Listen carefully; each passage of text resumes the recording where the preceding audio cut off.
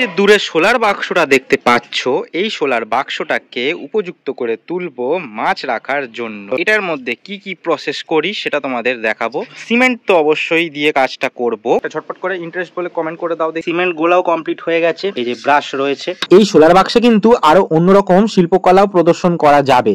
এই যে সোলার বাক্সটা দেখতে পাচ্ছ, চওড়া সাইডটায় কিন্তু তুমি কাঁচ লাগাতে পারবে আঠা দিয়ে। যদি তোমরা ইচ্ছুক থাকো আমাকে কমেন্ট করে জানিও, আমি এর পরের বার ট্রাই করব। একটা স্টেপের কাজ কমপ্লিট হলো। এইগুলো হচ্ছে সুতির একদম পাতলা কাপড়ের টুকরো গুলো এর মধ্যে ভিজিয়ে ভিজিয়ে পুরো একদম সেটকে দেব। এই আইডিয়াটা তোমরা জানতে নাকি আমাকে অবশ্যই জানিও। এবার তোমাদের মাথায় একটা প্রশ্ন আসতে পারে, এই কাপড়গুলো কি না দিলে চলবে? একদমই না। এই কাপড়গুলো না দিলে সিমেন্ট একদম ধরবে না, কারণ সোলার গায়ে সিমেন্ট ধরে না। শুকিয়ে গেলে একটু টোকা মারবে, দেখবে খসে পড়ে যাচ্ছে। আর এই সোলার বাক্সটাকে তৈরি করার জন্য তোমার 2 দিন সময় লাগবে, একদিনে হবে না। শুকিয়ে যাওয়ার পরে যতবার সিমেন্টের প্রলেপ দিতে পারবে তত শক্ত হবে। যাই হোক, আজকের জন্য টাটা।